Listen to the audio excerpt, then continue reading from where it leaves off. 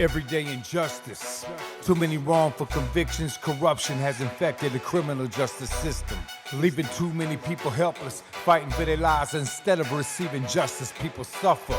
Is that why they say justice is blind? Hello, and welcome to the Everyday Injustice Podcast. I'm your host, David Greenwald. For the past 10 years, we have operated Vanguard Court Watches in California, including San Francisco, Sacramento, and Yolo counties. Our goal? Expose everyday court injustices, and now, more broadly, shine a spotlight on injustices in the entire criminal justice system, in the form of wrongful convictions, police and prosecutorial misconduct, and mass incarceration. This podcast hopes to take it a step further and highlight criminal justice reform on a national level. Everyday injustice.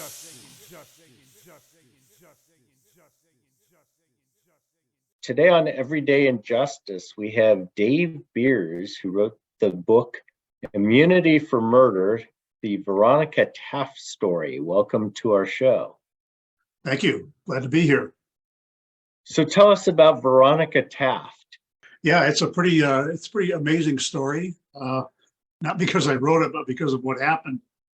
Veronica was, at the time, she was a 23-year-old single mom. She had 4 small children, all under the age of 5. She lived kind of on a poverty level income, but she supplemented her public assistance with by working full-time at minimum wage. At the time, she was working a night shift at a local high school from 11 p.m. until 7 a.m. And her story is kind of, her personal story is that she led a tough life. She had 4 children. 2 of them were fathered by a man who became abusive to her, and she had to distance herself from him. And then she met another man, and the same thing happened. They had 2 more children. And then he was abusive, and she had to distance herself from him. And she lost her children for a short time because Child Protective Services got involved. And then, but she finally, she moved out of state briefly, and then she came back and found a little apartment on Fayette Street in the city of Binghamton. Binghamton, for those who don't know, it's just a small city in upstate New York, in kind of the south central region, a couple hundred miles up from New York City. And so she found an apartment there. And then in the summer of 2010, she met another boyfriend named Charles Pratt. They all called him Chucky. He was from the Bronx. And they kind of hit it off and started a relationship. They weren't living together, but they had an intimate relationship. And she started, he was good with the kids. So she asked him if he would babysit for the kids while she was at work. And so he did. He agreed to do that. And for about 6 or 8 weeks, it went along pretty well. He would babysit the kids at night, but for the most part, they were sleeping. So it really wasn't too difficult. And but then on the night of December 30th, 2010, tragedy struck. And if you want, I can go into what happened. Yeah, go ahead. Okay. So, Veronica went to work right on time. A coworker picked her up. She went to work about 11 o'clock. And Chucky was there with the kids. His brother was there with him for a while. And he fed the kids. The kids would ordinarily, Veronica would keep the kids on her schedule. So they'd stay up late and then hopefully sleep in a little bit in the morning, and she could get a little sleep when she got home. So they were still up when she left, but they were in the room watching movies. And so Chucky was in charge of feeding them and putting them to bed. And when she got to work, about 20 minutes later, she called to check on them, make sure they'd been fed, make sure they were ready for bed or in bed. And he assured her that they were. And then she worked the rest of the night. Well, she comes home the next morning about 7:15, and Chucky meets her at the door. And ordinarily she would go and check on the kids, but he assured her that the kids were fine and that she was tired and she needed to rest. So he recommended she just lay down and get some sleep. So she took him up on that and went in and lay down to go to sleep. And then fast forwarding a little bit to about 10:30, she wakes up and she hears the girls in their room waking up. And ordinarily it was Chucky's job to get him up and get breakfast around while she stayed in bed for a while. So she asked him, why aren't you getting him up? So he goes to the children's bedroom, which is in the back of the apartment, the opposite end of hers. And he comes back and he says that Lyric, her 2-year-old, isn't breathing and he's cold, he's blue. He's not responding. And she, basically she's goes hysterical. What do you mean he's not breathing? Go get him. So he goes back and he picks up Lyric, brings him to his mother. And, she's kind of in a panic. She tries to slap his back and try to wake him up, but he's cold and he's blue colored or purple colored and not breathing. So she yells at him to call 911 but then grabs the phone herself and makes the call. It's pretty hysterical. And then with the phone in hand, she runs down into the street, down onto the street level, and goes running out into the street screaming, call the police, and does anybody know CPR? And now neighbor responded with her, went upstairs and ran to Lyric and started CPR. And within a matter of minutes, the ambulance was there, and they ran upstairs and took over the life-saving efforts on Lyric, but he wasn't doing well. And the lead EMT just kind of grabbed him up in his arms and ran him downstairs into the ambulance and rushed him to the hospital. But he was already he was cold, but his core was still warm.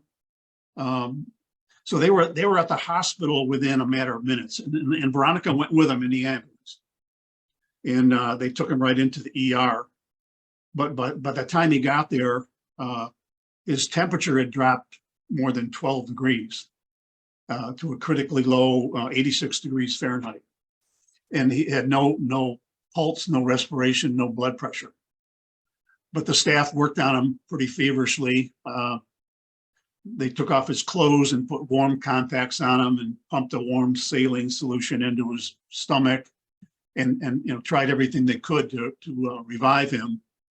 But it was unsuccessful. They worked on him for about an hour, and then finally they had to make the call, and he was dead.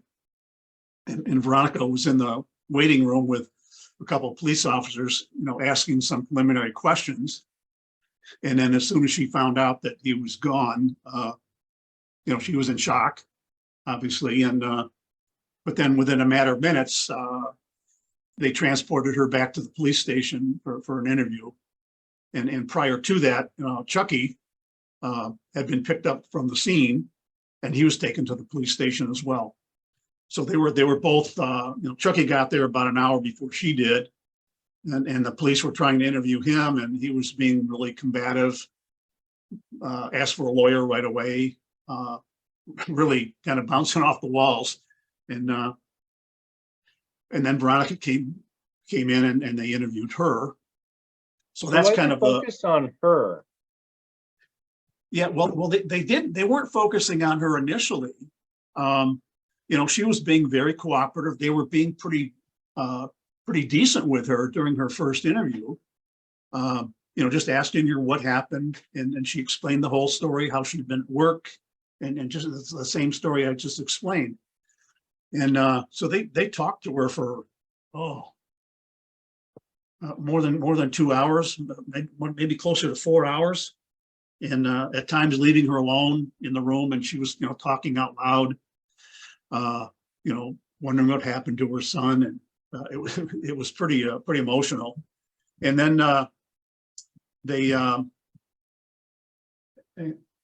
somebody was knocking on my door. The So they interviewed her that day, and then they let her go.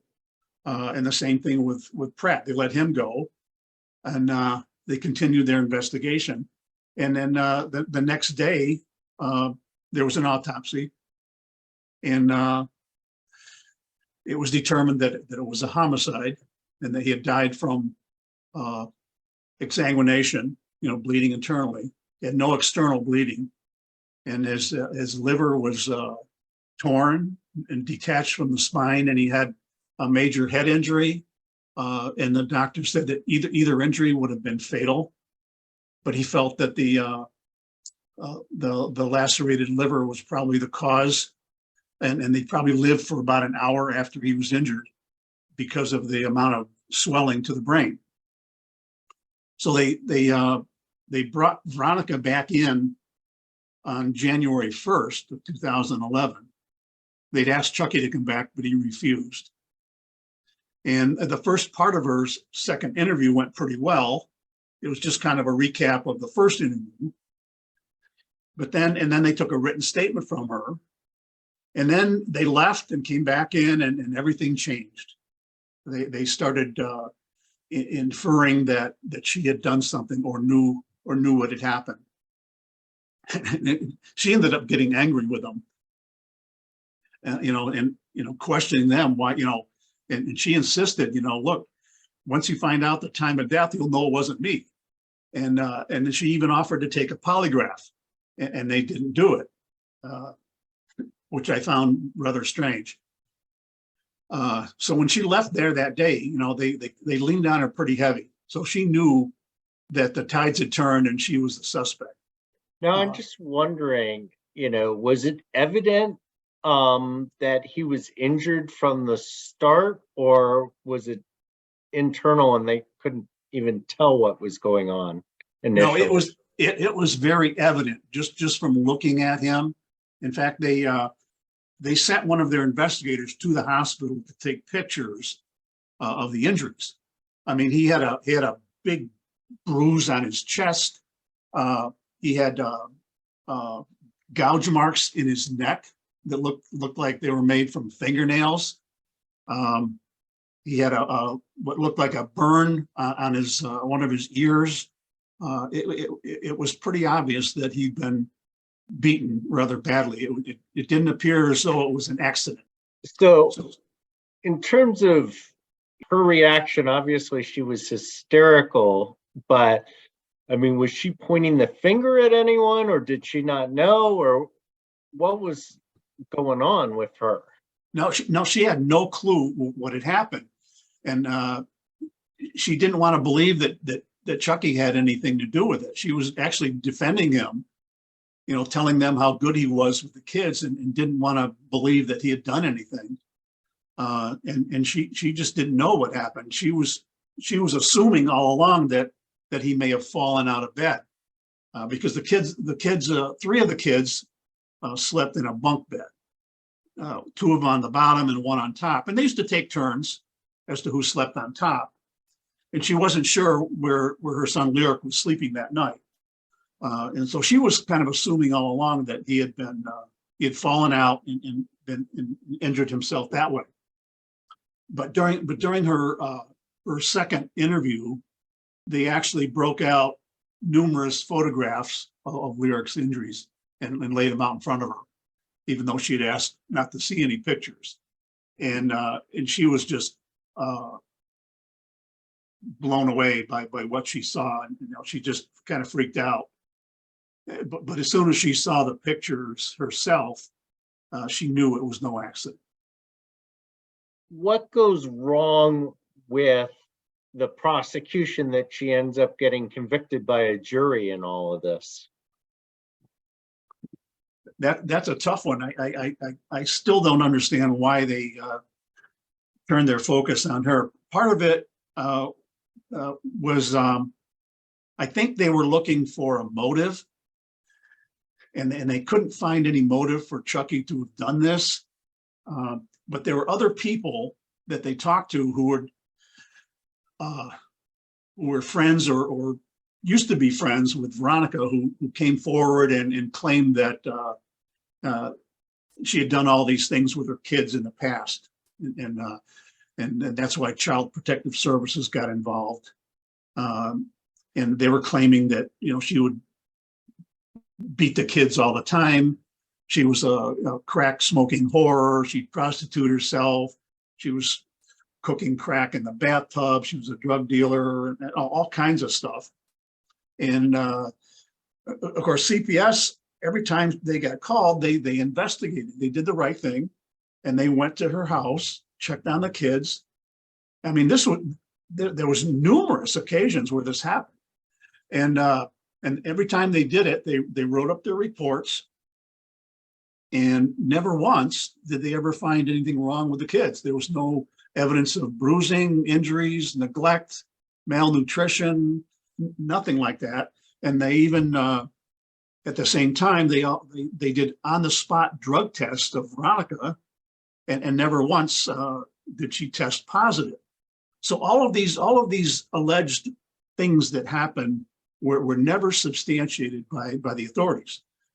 But yet these same people, once they found out that Lyric had died, now they come to the police and they're renewing their allegations about Veronica, and the police apparently just bought into it and figured that that's the motive. She was disciplining Lyric, and it got out of hand. That was his theory. And what did the jury see that caused them to convict? The injuries. When these the prosecution started with calling in these witnesses who were making all of these claims about things that Veronica had done. And unfortunately, the defense wasn't allowed to bring in the unfounded reports that were written by CPS due to a judicial ruling. And that was a big blow to the defense, because we had no way of challenging those accusations. So the jury was left to believe that these things were true. And then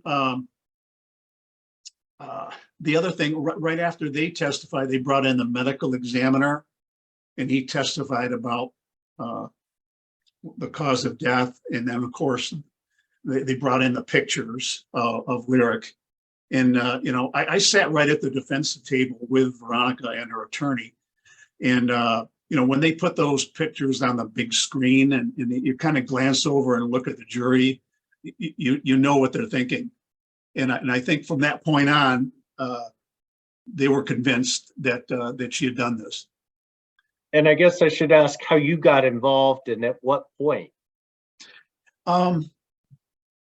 Veronica, well, the interesting thing was this happened like between Christmas and New Year's, between 2010 and 2011. And they didn't arrest Veronica until September. So it was a long, drawn out investigation, but that they never really did anything to eliminate the boyfriend. And they actually ended up using him to testify against her in the trial. But the other interesting thing that I really like to mention is that when the boyfriend was interviewed that first morning, during his interview, which was videotaped, and I have that,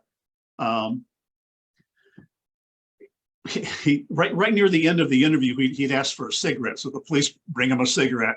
And as he's reaching for the cigarette, the detective notices that his knuckles are bleeding on both hands. And so when they asked him about that, he said, yeah, I was frustrated about what happened to Lyric, so I punched the wall. And he had done that. And Veronica had actually seen him do that. But the interesting thing about that is that later on, about a week after this happened, the diaper that Lyric was wearing was examined by an evidence technician, and it had specks of blood on it, on the outside of the diaper. Now, Lyric, as you recall, did not have any external injuries, so there was no reason to believe that blood belonged to him. and Veronica didn't have any injuries. And but the bizarre thing was They never tested the blood? they never tested it. Wow. No, in fact, the evidence technician just put it back in the evidence locker. I mean, she looked at it for a long time. She'd actually even put some little red sticky arrows pointing to where the blood was. And there was even one on one of the closing tabs of the diaper. It was a disposable diaper. And it almost looked, you know, in my opinion, it looked just like a thumbprint on one of the closing tabs. They never examined it. And then the prosecutor, months later, in preparation for grand jury, goes over to the police department and because he wants to see the diaper. And so he sees it firsthand. And what does he do? Nothing. They never examined it. And that just made no sense to me. Because if they had, I'm convinced that it would have been the DNA of the boyfriend. So how did you get involved in the case, though?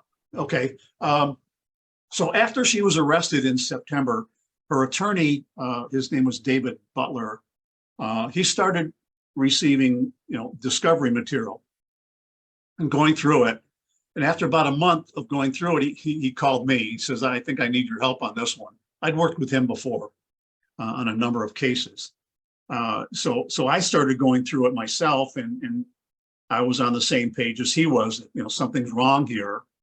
You know, this shouldn't have happened. And so, you know, we did our own research and pointed out all of the things that were a real problem for the prosecution. You know, the time of death, for example, the medical examiner had estimated the time of death to be between 3 and 4 in the morning, which was right in the middle of when she was at work. So we're saying, you know, how are they gonna? So he was already dead when she found him, and they tried to revive him, or? Yeah, he was already dead. He was gone because his temperature had dropped like 12 degrees. I see. And Okay. that body temperature that they took at the hospital was what the medical examiner used to estimate the time of death. Because the body cools at a kind of a steady rate Right. after death until it reaches the ambient air temperature. So anyway, so we're looking at a time of death between 3 and 4 a.m. And there was nothing unusual about that would cause the time of death to be modified in any way. But they got the medical examiner to testify that it could have happened, you know, hours earlier, if there was if the room was extremely warm or he was bundled up in heavy clothing or things like that. But he wasn't. You know, in fact, the room where he was found was actually cold, and there was testimony and proof to that, because the apartment had only a little space heater in the middle, and so the bedroom at the opposite end of the apartment was rather cold. Both Chucky and Veronica told the police that. So it was rather bizarre that they used the medical examiner to agree that it could have happened earlier, and the jury just kind of bought into it, even though the defense argued that there was no evidence to support the medical examiner's opinion that it could have happened that much earlier. So, and the other issue was the stomach contents. During the autopsy, there was stomach contents removed, which should have been examined. They were preserved for examination, but they were never examined. In fact, the medical examiner claimed that he had tried to find somebody to do that, but couldn't, which didn't make any sense to me. Because I can't, you know, I've been doing this a long time, and I know that there isn't a lab that I'm aware of that doesn't have that capability. But they never did it. And I think if they had, they would have known that what Lyric ate before he died would be consistent with what the boyfriend fed him after Veronica went to work. You follow me? Right. Yeah, So I'm wondering, so Binghamton is, a small city, less yeah, than 50,000 people. It's got a university though. yeah. And so, I mean, I'm guessing there aren't a lot of murders in Binghamton. Not a lot, but they've had a few. I mean, I've worked with some of these investigators before. I was, with the state police before I started doing private work, and so I know most of these So why do you think this was detectives. messed up so much, that they failed to investigate seemingly obvious things? I mean, and this case doesn't seem that complicated. It's probably one or the other, right? The boyfriend, Yeah. mother. It wasn't complicated. It was pretty straightforward, but what they did complicated it. And I don't know if there was anybody involved in the investigation that I'm pretty sure that somebody had to be thinking, why are we doing this? We know the boyfriend did this. Why are we going after her? But it was probably not their decision. And I believe it was probably the district attorney who decided to go after her for whatever reason. But it was a bad decision. And it was made prematurely because that decision was made even before they found the bloody diaper or had the stomach contents. So, And they never turned back. They just kept pursuing her. And then the other thing I'll just mention real quickly, they had it was probably about 6 months into the investigation. They had a former boyfriend of Veronica who got arrested for contempt. He had violated an order of protection against his girlfriend, and so he was going to jail, probably a state prison because it was like his third offense, and so he was looking for a deal. So the police talked to him, and initially, this is what's interesting. Initially, he tells them a story about learning what happened to Lyric from Veronica, and he goes over with a couple of friends to confront Chucky about what he did, and he tells the police that Chucky admitted to killing Lyric, and he tells them that at least 3 or 4 times over a period of days. But the police they don't believe him, but they don't tell him that right away. But when he goes up to jail, they finally go up there and with the district attorney and 3 investigators, and this jailhouse snitch is there with his attorney, and it's all being recorded. It's on videotape, and they ask him to tell the story again, which he does. He points the finger at Pratt, Chucky Pratt, that he admitted to killing Lyric, and then they start leaning on him, telling him they don't believe him. So he knows his deal is about to go out the window, and then the only way to salvage it is to tell them what they want to hear. So he changes his story, and now he's telling them that no, it was Veronica who called me, and she admitted to killing her son. And they used that in the trial. And interestingly, when this was all over and she was convicted and sent to prison, and she was in it for a total of 5.5 years. But when the appellate court made their ruling that the verdict was against the weight of the evidence, they didn't stop there. They went on to explain why, and they really attacked the authorities' evidence and the theory that they used, including the time of death and the jailhouse snitch, and the unreliability of the testimony of the jailhouse snitch, and then the testimony of the medical examiner who pushed back the time of death. They just didn't buy it, and they also clearly mentioned and basically pointed the finger at Chucky Pratt because he had been granted immunity to testify against Taft. Well, what's It was kind of really interesting about this is that, first of all, it's almost unheard of to see one of these wrongful conviction cases overturned after just 5 years. Not that that makes it any better. But the other thing is you almost never see them overrule it based on the weight of the evidence, because they tend to view that as a discretion of the jury. And so it has to be really overwhelming for them to do that. Yeah, it was unprecedented. In fact, when I got the call from David Butler, the attorney, that the appellate court decision had come out, my first thought was, okay, then we got to retry this, right? And he said, no, it's better than that. He said they threw it out entirely on the weight of the evidence. There was none. And so I was amazed. And, in all my years, I'd never heard of a case like that. I've had other cases come back for retrial for some legal technicality, but this was way beyond that.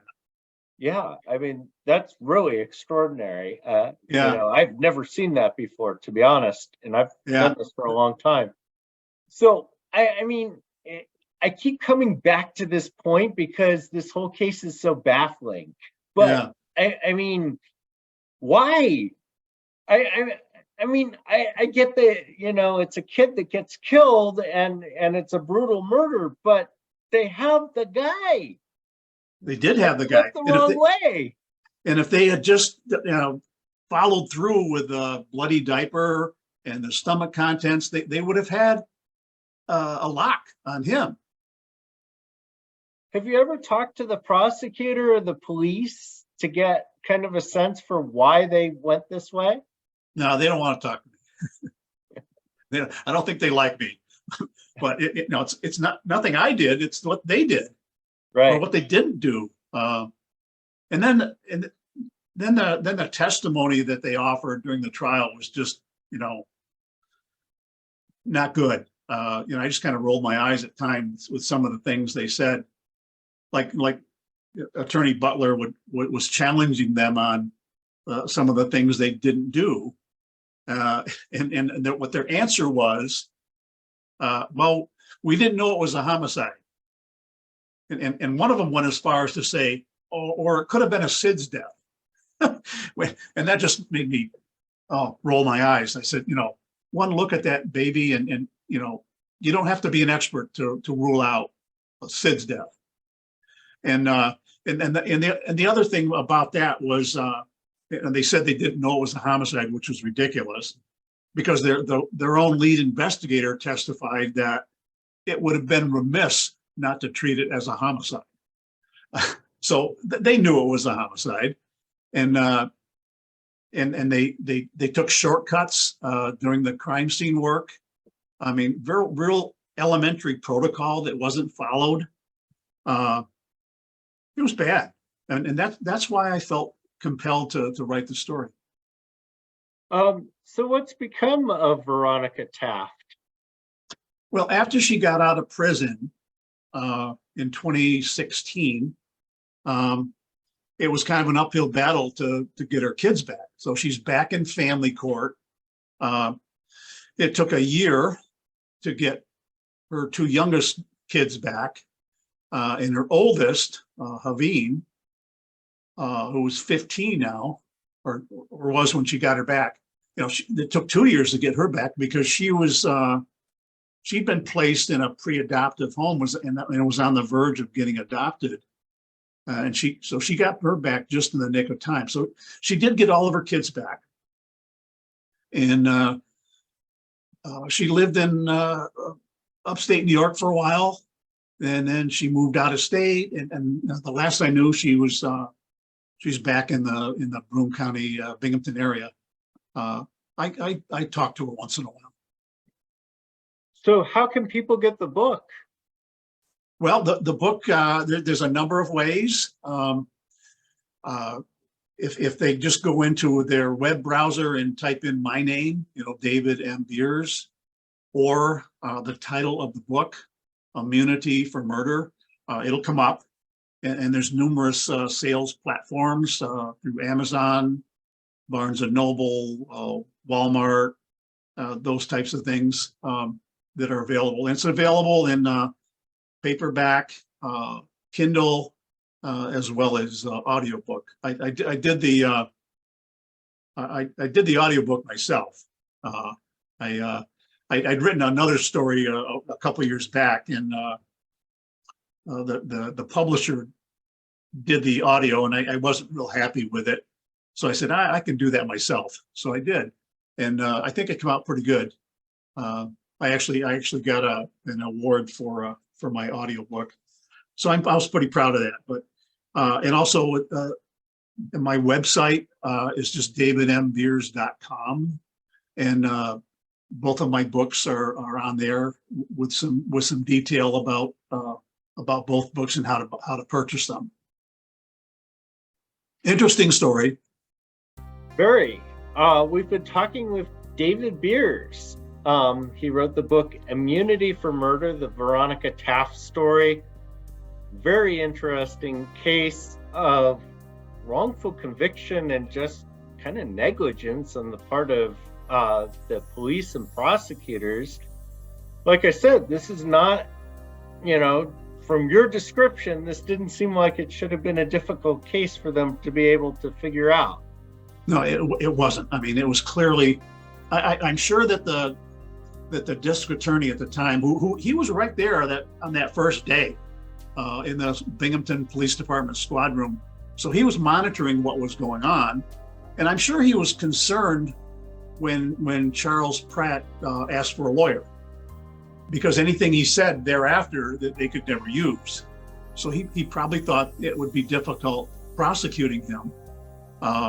But if he just stayed with the investigation and followed through and did the diaper and the stomach contents and documented some of the things he said while he was in that interrogation room outside the presence of the police, they would have been able to build a pretty good case against him. And I'm assuming they never did. No, and like I said, instead he got immunity. So he can never be charged with anything related to his testimony. Wow. Pretty bizarre. Crazy story. Well, this has been Everyday Injustice. Thanks for joining us, Dave. Yeah, I'm glad you had me. We've been talking about the wrongful conviction of Veronica Taft. I'm your host, David Greenwald. Join us again next time for more tales from the injustice system. Thank you to George Powell and Norman Mousequake Barrett for the use of our opening, Everyday Injustice.